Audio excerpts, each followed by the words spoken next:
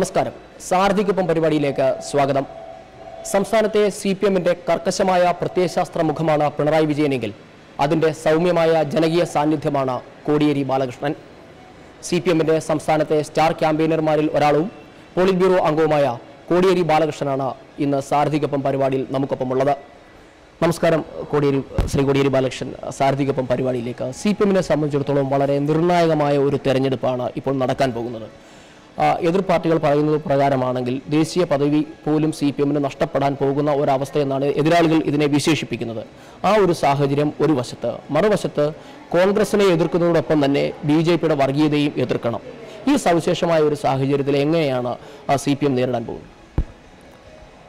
CPM-ന് ദേശീയ പദവിയൊന്നും നഷ്ടപ്പെടാൻ പോകുന്നില്ല. ഞങ്ങൾക്കൊരു പദവിയും ഇല്ലാത്ത കാലത്ത് ഇലക്ഷനിൽ മത്സരിച്ച് ദേശീയ പദവി ഞങ്ങൾക്ക് തേടിത്തന്നത് ജനങ്ങളാണ്. 1965 ഞങ്ങൾ CPM കേരളത്തിലെ തെരഞ്ഞെടുപ്പിൽ മത്സരിക്കുമ്പോൾ ഞങ്ങൾക്കൊരു പദവിയും ഉണ്ടായിട്ടില്ല. ആ തെരഞ്ഞെടുപ്പിൽ ജയിലിൽ കിടന്നുകൊണ്ടാണ് ഞങ്ങൾ 27 പേർ ജയിച്ച് കേരളത്തിലെ ഏറ്റവും വലിയ പാർട്ടിയാക്കി CPM-നെ മാറ്റിയത്. അന്ന് കേരളത്തിലെ ജനങ്ങളായിരുന്നു. അതേ നിലയിൽ തന്നെയാണ് പശ്ചിമ ബംഗാളിൽ അർദ്ധ ഫാസിസ്റ്റ് ഭീകരതയ്ക്ക് ശേഷമാണ് 77-ൽ 3/2 ഭൂരിപക്ഷത്തോടു കൂടി ഇടതുപക്ഷം അവിടെ ബംഗാളിൽ അധികാരത്തിൽ വന്നത്. അതുകൊണ്ട് പല സന്ദർഭങ്ങളിൽ പല പരീക്ഷണങ്ങളെ നേരിട്ടിട്ടുള്ള CPIM ഈ തെരഞ്ഞെടുപ്പോടുകൂടി ഇന്ത്യൻ രാഷ്ട്രീയത്തിൽ ഉയർത്തെഴുന്നേൽക്കാൻ പോവുകയാണ്. 2009-ലുണ്ടായ തിരിച്ചടി അതിനെ അതിജീവിച്ചുകൊണ്ട് ഇടതുപക്ഷം അതിശക്തമായ തിരിച്ചുവരവ് നടത്തുന്നു എന്നതാണ് ഈ തെരഞ്ഞെടുപ്പിൽ CPM-നെ സംബന്ധിച്ചിടത്തോളം ഉണ്ടാകുന്ന പ്രത്യേകത. എന്തായിരിക്കും തെരഞ്ഞെടുപ്പിന് ശേഷമുള്ള ഒരു CPM-ന് മുൻപ് പ്രതിരോധ മന്ത്രി ആന്റണി പറഞ്ഞതുപോലെയാണ് മറ്റ് ഗത്യന്തരമില്ലാതെ കോൺഗ്രസിനെ തന്നെ പിന്തുണയ്ക്കേണ്ടി വരുമോ? അപ്പോൾ AK ആന്റണി പറയുന്നത് പോലെ കോൺഗ്രസിന് പിന്തുണ കൊടുക്കുക എന്നുള്ള അജണ്ട ഇപ്പം ഞങ്ങളുടെ പരിഗണനയിലേ ഇല്ല. അതുകൊണ്ട് ആ പ്രചാരവേല ആന്റണി ചെയ്യുന്നത് ദുരുദ്ദേശത്തോടു കൂടി നടത്തുന്ന ഒരു പ്രചാരവേലയാണ്. അതൊന്നും യാഥാർത്ഥ്യവുമായി ബന്ധപ്പെടുന്ന കാര്യമല്ല എന്നുള്ളതുകൊണ്ട് ജനങ്ങളത് വിശ്വസിക്കാൻ പോകുന്നില്ല. ഒരു കാര്യം ആന്റണിയുടെ പ്രചാരവേലയിൽ കൂടി ഒരു സത്യം പുറത്തു വന്നു: കോൺഗ്രസിന് ഭൂരിപക്ഷം കിട്ടാൻ പോകുന്നില്ല. അതിദയനീയമായ തകർച്ചയുള്ളത് കൊണ്ടാണ് അദ്ദേഹം അത്രയും തുറന്ന് സമ്മതിച്ചത്. അടുത്ത് വരുമെങ്കിൽ അദ്ദേഹം സമ്മതിക്കുമോ? അപ്പോൾ കോൺഗ്രസ് ഇത്തവണ 100 സീറ്റ് പോലും കിട്ടില്ല എന്ന് ഏറ്റവും നന്നായി മനസ്സിലാക്കിയിരിക്കുന്ന ആൾ AK ആന്റണിയാണ്. അതിൽ നിന്ന് രക്ഷപ്പെടാൻ ഞങ്ങൾക്കൊരു കുറേ സീറ്റ് കിട്ടും, ബാക്കിയുള്ള ആൾ പിന്തുണച്ചാൽ മതി എന്ന് പറയുന്ന ആന്റണി ഇവിടെ വന്നിട്ട് പിന്നെ എന്തിനാണ് മാർക്സിസ്റ്റ് വിരുദ്ധ പ്രസംഗം ചെയ്യുന്നത്? CPM സഹായിക്കണമെന്ന് പറയുന്ന ആന്റണി കേരളത്തിൽ വന്ന് CPM വിരുദ്ധ പ്രചാരവേല ചെയ്യേണ്ട കാര്യമുണ്ടോ? CPM അക്രമകാരികളുടെ പാർട്ടിയാണെന്ന് ഒരു ശ്വാസത്തിൽ പറയുന്ന ആന്റണി CPM പിന്തുണ തരണം എന്ന് പറഞ്ഞാൽ ഈ ആന്റണിയുടെ ഡബിൾ റോൾ ഈ തെരഞ്ഞെടുപ്പിൽ തുറന്നു കാണിക്കപ്പെട്ടിരിക്കുകയാണ്. ഡിഫൻസ് വകുപ്പിലാണ് ഏറ്റവും കൂടുതൽ അഴിമതി ഇപ്പോൾ നടക്കുന്നത്. യഥാർത്ഥത്തിൽ കള്ളന് കഞ്ഞി വെച്ച് കൊടുക്കുന്നവൻ എന്ന് കേട്ടിട്ട് മാത്രമേ ഉള്ളൂ. അതിപ്പോൾ അക്ഷരാർത്ഥത്തിൽ AK ആന്റണിയാണെന്ന് പറയേണ്ടി വന്നതിൽ വിഷമമുണ്ട്. ആന്റണി ആള് നമ്മളൊക്കെ എല്ലാം ഇഷ്ടപ്പെടുന്ന ആൾ തന്നെയാണ്. പക്ഷേ അദ്ദേഹം ഇപ്പോൾ ഇരിക്കുന്ന ആ സ്ഥാനത്തിനനുസരിച്ച് ഒരു ഇടപെടലും അദ്ദേഹം ചെയ്യുന്നില്ല. അദ്ദേഹം ഇതിലൊക്കെ കൂട്ടുനിൽക്കുകയാണ്. അദ്ദേഹം ഇങ്ങനെ പരിശുദ്ധ വേഷം കെട്ടി നടക്കുക എന്നുള്ളതല്ലാതെ ഒന്നും അദ്ദേഹത്തിന് ചെയ്യാൻ കഴിയാത്ത സ്ഥിതി വന്നിരിക്കുകയാണെന്ന് ആന്റണിയുടെ ഈ കഴിഞ്ഞ കാലത്തെ ഡിഫൻസ് വകുപ്പിലെ പെർഫോമൻസ് തന്നെ തെളിയിക്കപ്പെട്ടിരിക്കുകയാണ്.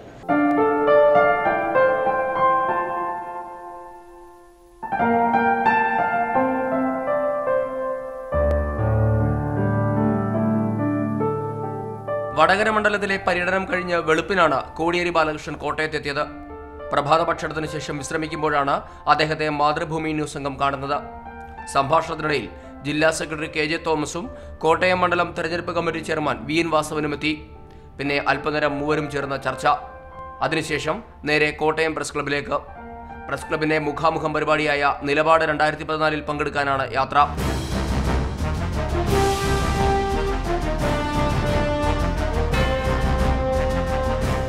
വരാൻ പോകുന്ന തെരഞ്ഞെടുപ്പിൽ ഇടതുമുന്നണി തകർപ്പൻ വിജയം നേടുമെന്നതിൽ പോളിറ്റ് ബ്യൂറോ അംഗത്തിന് യാതൊരു സംശയവുമില്ല.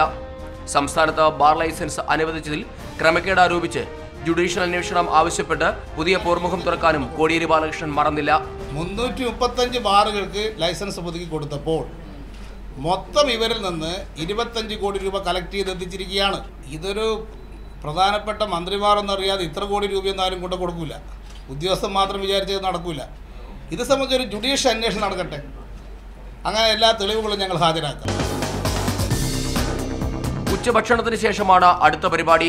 3 മുതൽ 7 വരെ പൊതുപരിപാടികളിലാണ് ഒരു ദിവസം കോടിയേരി ബാലകൃഷ്ണൻ പ്രസംഗിക്കുക. ഉച്ചയ്ക്ക് ഹോട്ടലിൽ നിന്ന് പാമ്പാടിയിലേക്കുള്ള യാത്രയിൽ ഞങ്ങളും ഒപ്പം കൂടി.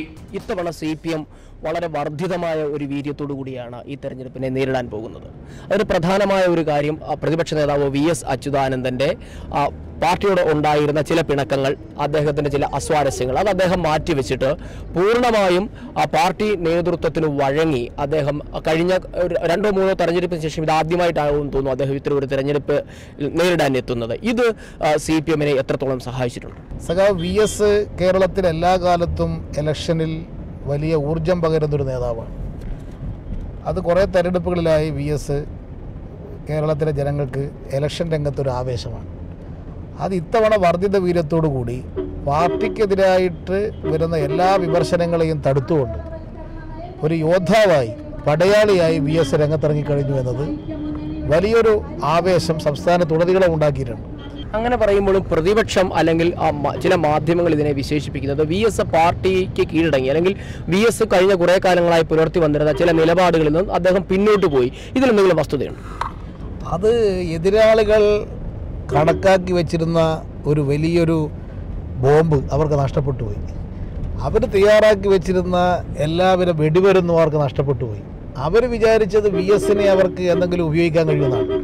അങ്ങനെ ഉപയോഗിക്കാൻ കഴിയുന്ന ആളല്ല സഖാവ് VS ഒരു കമ്മ്യൂണിസ്റ്റ് നേതാവ് എന്നുള്ള നിലയിൽ അദ്ദേഹത്തിന് കമ്മ്യൂണിസ്റ്റ് പാർട്ടിയെ വേട്ടയാടുമ്പോൾ, CPM-നെ ഇങ്ങനെ കടന്ന് ആക്രമിക്കുന്ന സ്ഥിതി വരുമ്പോൾ അദ്ദേഹത്തിന് കമ്മ്യൂണിസ്റ്റ് ബോധം അല്ല CPM ഉണ്ടാക്കിയിട്ടുള്ള സ്ഥാപക നേതാവ് എന്നുള്ള നിലയിൽ ഈ പാർട്ടിയെ രക്ഷിക്കുക എന്നുള്ള പോരാളിയായിട്ട് രംഗത്തിറങ്ങണമെന്നുള്ള നിലയിലാണ് VS ഇപ്പോൾ രംഗത്തിറങ്ങിയിരിക്കുന്നത്. അത് വന്നപ്പം എന്തായി, അവർക്കെല്ലാം ആയുധങ്ങൾ നഷ്ടപ്പെട്ടു UDF-ന്. അപ്പോൾ VS എടുത്ത നിലപാട് കൊണ്ട് ബുദ്ധിമുട്ടുണ്ടായി എന്നുള്ള വിധത്തിലുള്ള പ്രചാരവേലയായി. അപ്പോൾ VS എന്തെങ്കിലും പറഞ്ഞാൽ അതവർക്ക് അനുകൂലമായിട്ട് ഉപയോഗിക്കുക, VS പാർട്ടിക്ക് അനുകൂലമായിട്ട് തന്നാൽ അതവരെങ്ങനെ വക്രീകരിക്കാൻ വേണ്ടി ശ്രമിക്കുക. ഇങ്ങനെ ഒരു സ്ഥിതി VS-നെ ഉപയോഗിച്ചുകൊണ്ട് നടത്താനുള്ള ശ്രമം ഇനി കേരളത്തിൽ വിലപ്പോവില്ല. അതായത് VS പാർട്ടിക്ക് എതിരാണെങ്കിൽ മാധ്യമങ്ങൾക്കും പൊതുസമൂഹത്തിനും അഭിമതൻ, VS പാർട്ടിക്ക് അനുകൂലമായി പാർട്ടിക്ക് വിധേയനായി നിന്നാൽ അദ്ദേഹം മാധ്യമങ്ങൾക്ക് വിരുദ്ധൻ. ഇത്തരം നിലപാടാണോ ഈ മാധ്യമങ്ങൾ ഉൾപ്പെടെയുള്ള ആൾക്കാർ സ്വീകരിക്കുന്നത്? ഇപ്പം കഴിഞ്ഞ കുറച്ച് ദിവസമായിട്ട് നോക്കിയാൽ സഖാവ് VS-നെ മാധ്യമങ്ങളൊന്ന് ചെറുങ്ങനെ ഒന്ന് മാറ്റി നിർത്തുന്ന സ്ഥിതിയിലേക്ക് എത്തിക്കഴിഞ്ഞു. VS പാർട്ടിയുടെ സമുന്നത നേതാവായി, പാർട്ടിയുടെ പോരാളി എന്നുള്ള നിലയിൽ ഫോർഫ്രണ്ടിലേക്ക് വന്നതോടുകൂടി അവർക്കിപ്പോൾ VS-ൻ്റെ വാർത്തകൾ തന്നെ നമസ്കരിക്കാൻ തുടങ്ങി. അത് സ്വാഭാവികമായിട്ടും കുത്തക മാധ്യമങ്ങളുടെ പതിവ് രീതിയാണ്, അതിലൊട്ടും അതിശയിക്കാറില്ല. പക്ഷേ അതിന് ഇടത് വിമർശകർ പറയുന്ന ഒരു കാര്യം, VS-ന് പാർട്ടിയിൽ നിന്നും ചില ഓഫറുകൾ കിട്ടി. അതായത് VS-നെ പോളിറ്റ് ബ്യൂറോ ഉൾപ്പെടെയുള്ള പാർട്ടിയുടെ ഉന്നത നേതൃനിരയിലേക്ക് വീണ്ടും തിരികെ എത്തിക്കാം എന്ന തരത്തിലുള്ള ഓഫർ കിട്ടിയിട്ടാണ് VS പാർട്ടിയുടെ നിലപാടിന് അനുകൂലിച്ച് നിൽക്കുന്നത് എന്നാണ്. ഇത് എത്രത്തോളം വസ്തുതയ്ക്ക് നിരക്കുന്നതാണ്? ഈ ചോദ്യത്തിന് VS പറഞ്ഞ മറുപടി തന്നെയാണ് ഏറ്റവും പ്രധാനം. ഒരു സ്ഥാനമാനവും ഞാൻ ആഗ്രഹിക്കുന്നില്ല, എനിക്ക് പാർട്ടി മെമ്പർ സ്ഥാനം മാത്രം മതി. ആ മെമ്പർ സ്ഥാനം ഉപയോഗിച്ചുകൊണ്ട് ഞാൻ പാർട്ടിക്ക് വേണ്ടി പ്രചാരവേല ചെയ്യും. അതിൽ കൂടുതൽ എന്താണ് ഒരു കമ്മ്യൂണിസ്റ്റുകാരൻ പറയാനുള്ളത്? തീർച്ചയായും ഇന്ത്യയിലെ തന്നെ ഏറ്റവും സമുന്നതനായ കമ്മ്യൂണിസ്റ്റ് നേതാവാണ് VS. അദ്ദേഹത്തെ പോലുള്ള ആളുടെ സാന്നിധ്യം PBക്ക് ഗുണം ചെയ്യില്ലേ? CPM-ന്റെ മുൻപോട്ടുള്ള യാത്രയിൽ വളരെയധികം ദിശാബോധം നൽകുന്ന ഒരു നേതാവാകില്ലേ VS? അദ്ദേഹത്തെ തെരഞ്ഞെടുപ്പിന് ശേഷം നമുക്ക് PBയിൽ പ്രതീക്ഷിക്കാം. VS-ന് ഇപ്പോൾ ഏത് സ്ഥാനം എന്നുള്ളൊരു പ്രശ്നമേ VS-നല്ല, ഞങ്ങളുടെ പാർട്ടിക്കും അതിപ്പോൾ ഒരു പ്രശ്നമല്ല. അതുകൊണ്ട് VS ഞങ്ങൾക്കെല്ലാം ഉപരിയായി നിൽക്കുന്ന നേതാവാണ്. ഞങ്ങളുടെ പാർട്ടിയുടെ കമ്മ്യൂണിസ്റ്റ് പാർട്ടിയുടെ സീനിയർ നേതാവാണ് VS. അത് ഏത് കമ്മിറ്റിയിൽ നിൽക്കുന്നു എന്നുള്ളതിനേക്കാൾ ആരാധ്യനായിട്ടുള്ള കമ്മ്യൂണിസ്റ്റ് നേതാവായിട്ടാണ് VS-നെ പരിഗണിക്കപ്പെടുന്നത്. പാമ്പാടിയിലെത്തുമ്പോൾ സാമാന്യം നല്ല ജനക്കൂട്ടം കാത്തിരിക്കുന്നു. വേദിയിൽ ജനതാദൾ MLA ജമീല പ്രകാശം സഹപ്രവർത്തകന് വോട്ട് ചോദിച്ച് കത്തിക്കയറുന്നു. സമയം അതിക്രമിച്ചതായി സംഘാടകർ പലതവണ അറിയിച്ചതിനെ തുടർന്ന് ജമീല പ്രസംഗം അവസാനിപ്പിച്ചു. പിന്നീട് പ്രസംഗപീഠത്തിലേക്ക് കോടിയേരി. അപ്പോൾ പുറത്തു വന്ന ഒരു വാർത്ത അണികളെ അറിയിച്ചുകൊണ്ട് കോടിയേരി പ്രസംഗം തുടങ്ങി. റോമിൽ നിന്ന് ഇപ്പോൾ ഒരു വാർത്ത വന്നിരിക്കുകയാണ്. മാന്നാനം ചാവറ അച്ഛനെ വാഴ്ത്തപ്പെട്ടവനായി പ്രഖ്യാപിച്ചിരിക്കുന്നു എന്നതാണ് വാർത്ത. കേന്ദ്ര സംസ്ഥാന സർക്കാരുകളുടെ ജനദ്രോഹ നയങ്ങൾ എണ്ണിപ്പറഞ്ഞാണ് പ്രസംഗം. ചെറിയ ചെറിയ വാക്കുകളിലുള്ള പ്രസംഗം കേട്ടിരിക്കുന്നവരുടെ മനസ്സിലേക്ക് നേരിട്ടെത്തും. മുഖ്യമന്ത്രിയുടെ മണ്ഡലത്തിലായതിനാലാവും പ്രസംഗത്തിൽ എരിവും പുളിയും ധാരാളം. സ്ത്രീ വോട്ടർമാരെ കയ്യിലെടുക്കാൻ സർക്കാരിന്റെ ചില സ്ത്രീവിരുദ്ധ നടപടികളും കോൺഗ്രസ് MP-മാർക്കെതിരായ ആരോപണങ്ങളും കോടിയേരി അണികളുടെ ശ്രദ്ധയിൽപ്പെടുത്തി. കോൺഗ്രസ് ആഫീസിൽ ഒരു സ്ത്രീക്ക് സുരക്ഷിതത്വം കൊടുക്കാത്ത നിങ്ങൾക്ക് എങ്ങനെയാണ് രാജ്യത്തെ സ്ത്രീകളെ രക്ഷിക്കാൻ സാധിക്കുക? മുഖ്യമന്ത്രിയുടെ സ്വന്തം തട്ടകമായ പുതുപ്പള്ളി നിയോജക മണ്ഡലത്തിൽ അദ്ദേഹത്തിനെതിരെ രൂക്ഷമായ വിമർശനങ്ങളാണ് പ്രതിപക്ഷ ഉപനേതാവ് കോടിയേരി ബാലകൃഷ്ണൻ നടത്തിയത്. കോടിയേരി ബാലകൃഷ്ണന്റെ അടുത്ത പരിപാടി ഏറ്റുമാനൂർ നിയോജക മണ്ഡലത്തിലാണ്. ആ വിശേഷങ്ങൾ കാണുന്നതിന് മുൻപ് സാരഥിക്കൊപ്പം പരിപാടിയിൽ ഒരു ഇടവേള.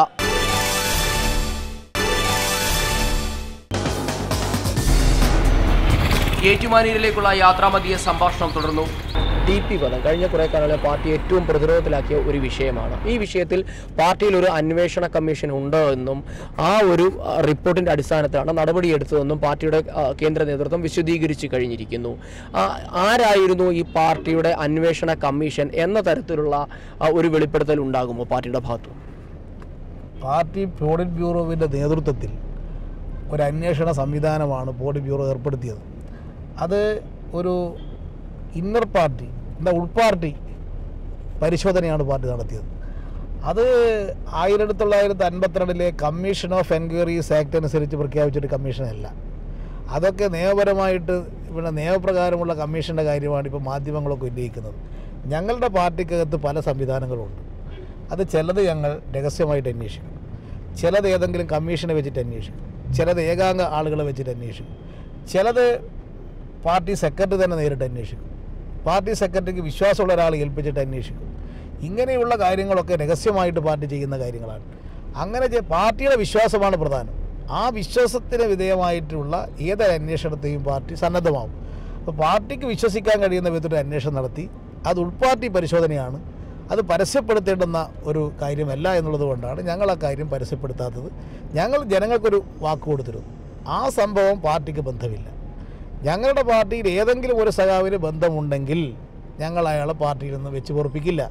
ആ വാഗ്ദാനം ഞങ്ങൾ നടപ്പായി കഴിഞ്ഞു. ജനങ്ങൾക്ക് നൽകിയ വാഗ്ദാനം എന്ന് പറയുമ്പോഴും വളരെയധികം പാർട്ടിയെ സ്നേഹിക്കുന്ന ഒരു ബഹുജന സമൂഹം കേരളത്തിലുണ്ട്. അവർക്ക് വേണ്ടി ഈ പാർട്ടിയുടെ കമ്മീഷൻ റിപ്പോർട്ടിൻ്റെ കണ്ടെത്തലുകൾ പാർട്ടി അംഗങ്ങൾക്ക് ഇടയിലെങ്കിലും അല്ലെങ്കിൽ പാർട്ടിയുടെ കീഴേ തലങ്ങളിലേക്കെങ്കിലും അത് റിപ്പോർട്ട് ചെയ്യപ്പെടുമോ? ഇല്ല, പാർട്ടിയുടെ ഏറ്റവും പരമോന്നതമായ സമിതി എന്ന് പറയുന്നത് പാർട്ടി സെൻട്രൽ കമ്മിറ്റിയാണ്. പാർട്ടി സെൻട്രൽ കമ്മിറ്റിക്ക് ഉപരി ഒരു കമ്മീഷൻ ഇല്ല. അപ്പോൾ പാർട്ടി സെൻട്രൽ കമ്മിറ്റിയിൽ വിശ്വാസം അർപ്പിക്കുക. പാർട്ടിയിൽ വിശ്വാസം അർപ്പിക്കുന്ന എല്ലാ ആളുകളും ഞങ്ങളുടെ ഈ വിശദീകരണം വിശ്വസിക്കുന്നുണ്ട്. പാർട്ടിയിൽ വിശ്വാസമില്ലാത്ത ആളാണ് ഇത് വിശ്വസിക്കാതിരിക്കുന്നത്. അപ്പോൾ VSന് പാർട്ടിയിൽ വിശ്വാസമുണ്ട്. അതുകൊണ്ടാണ് പാർട്ടി സെൻട്രൽ കമ്മിറ്റി എടുത്ത നിലപാട് അംഗീകരിച്ചുകൊണ്ട് VS ആ ക്യാമ്പയിൻ്റെ ഫോർഫ്രണ്ടിലേക്ക് വന്നു. അതാണ് കമ്മ്യൂണിസ്റ്റുകാരൻ ചെയ്യേണ്ടത്. അപ്പോൾ കമ്മ്യൂണിസ്റ്റുകാരായ ആളുകൾക്ക് ആർക്കും അഭിപ്രായ വ്യത്യാസമില്ല. നിങ്ങളെപ്പോലത്തെ ചില മാധ്യമങ്ങൾക്ക് ചില വ്യത്യസ്ത അഭിപ്രായമുണ്ട്. അവരൊരു അജണ്ടയായിട്ട് നീങ്ങുന്നവരാണ്. ഒരിക്കലും ഈ പ്രശ്നം തീരാൻ പാടില്ല, ഇതിങ്ങനെ നിലനിൽക്കണം എന്ന് കാണുന്ന കുറേ മാധ്യമങ്ങൾ കേരളത്തിലുണ്ട്.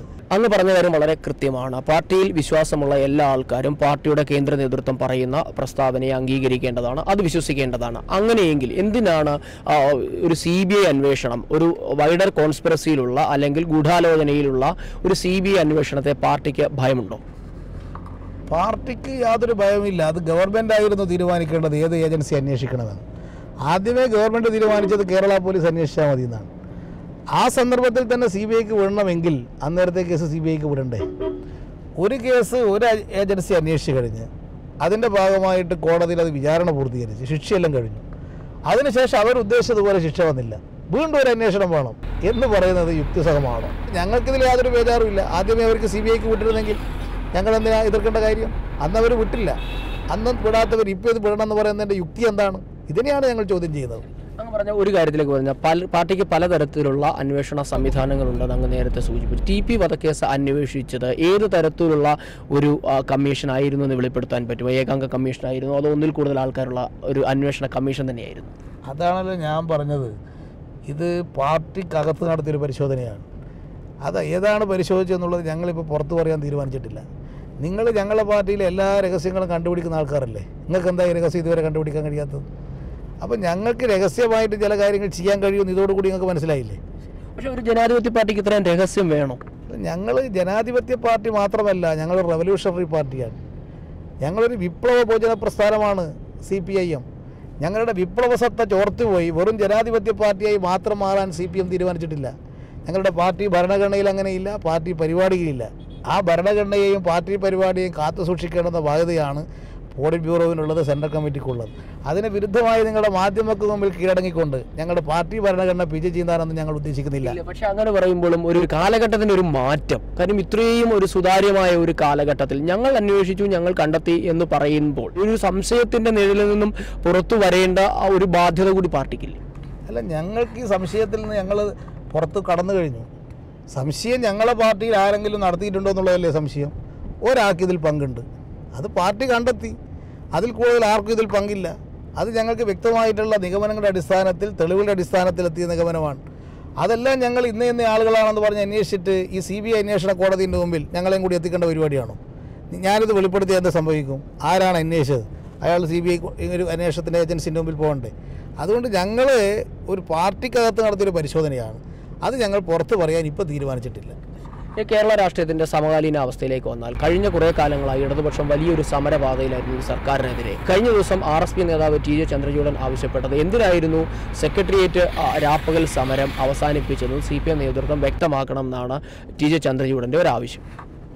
അത് RSP ഉൾപ്പെടെ ചർച്ച ചെയ്തിട്ടാണ് ആ സമരം, സെക്രട്ടേറിയറ്റ് മുമ്പിൽ നടന്ന സമരം നിർത്തിവെക്കാൻ തീരുമാനിച്ചത്. അന്നേരത്ത് ഈ പറയുന്ന മഹാനായ നേതാവ് അവിടെ ഉണ്ടായിരുന്നില്ലേ? അദ്ദേഹത്തിന് വേണമെങ്കിൽ പറഞ്ഞുകൂടായിരുന്നോ ഇതിപ്പോൾ നിർത്തിവെക്കാൻ പാടില്ല, ഞാൻ ഇവിടെ കിടക്കും, ഞാൻ ഈ സമരം തുടരും എന്ന്? അദ്ദേഹം എന്തുകൊണ്ട് പറഞ്ഞില്ല? അദ്ദേഹത്തിൻ്റെ കൂടി സാന്നിധ്യത്തിലല്ലേ സമരം പിൻവലിച്ചത്. LDF യോഗത്തിനകത്ത് RSPയുടെ സ്റ്റേറ്റ് നേതാക്കന്മാർ കൂടി പങ്കെടുത്ത് ഐകേണ്ടെന്ന് തീരുമാനിച്ചല്ലേ. അപ്പോൾ അന്നേരത്ത് വ്യത്യസ്ത അഭിപ്രായം ഉണ്ടെങ്കിൽ പറഞ്ഞിരുന്നെങ്കിൽ ആ സമരം നിർത്തൂലായിരുന്നു. ഏതെങ്കിലും ഒരു ഘടകകക്ഷി എതിർത്തിരുന്നെങ്കിൽ ആ സമരം പിന്നെയും തുടരുമായിരുന്നല്ലോ. അപ്പോൾ അന്നേരത്തെ തോന്നാത്ത ബുദ്ധി ഇപ്പം തോന്നുന്നതിൻ്റെ കാര്യം എന്താ?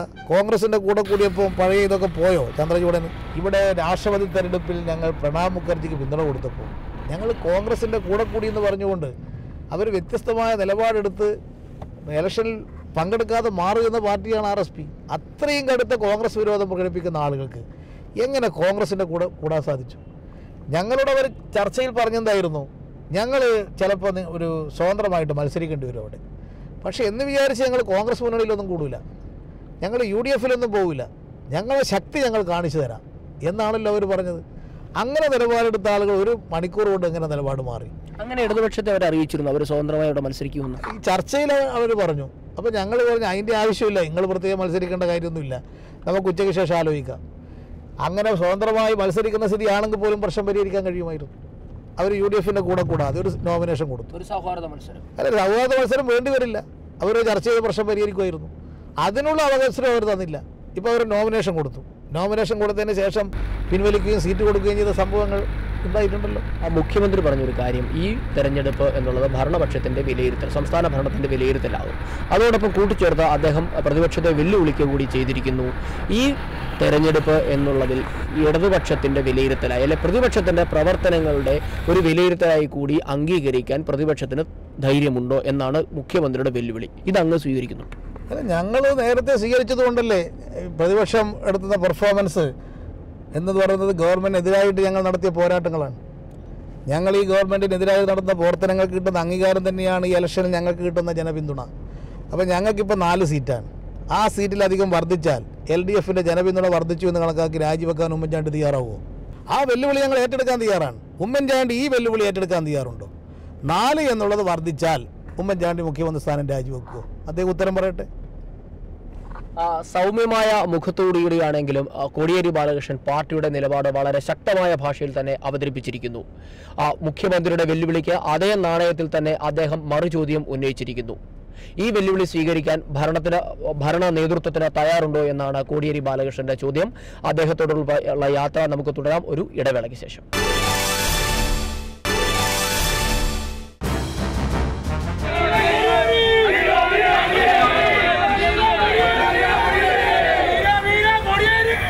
അടുത്ത പരിപാടി ജില്ലാ അതിർത്തിയായ പിറവത്താണ്. പിറവത്തെ LDF പഞ്ചായത്ത് റാലിയിൽ കോടിയേരി എത്തുമ്പോൾ സമയം രാത്രി 7:30. 5:30 നിശ്ചയിച്ചിരുന്ന പരിപാടിയാണ് ഇത്. വേദിയിൽ CPI നേതാവ് അഡ്വക്കേറ്റ് VB ബിനുവിന്റെ തട്ടുതകർപ്പൻ പ്രസംഗം. കോടിയേരി എത്തിയതോടെ ബിനു സ്വിച്ചിട്ടതുപോലെ പ്രസംഗം അവസാനിപ്പിച്ചു. സ്ഥലം MLA കൂടിയായ ഭക്ഷ്യമന്ത്രി അനൂപ് ജേക്കബിനും കോടിയേരിയുടെ വക വിമർശം.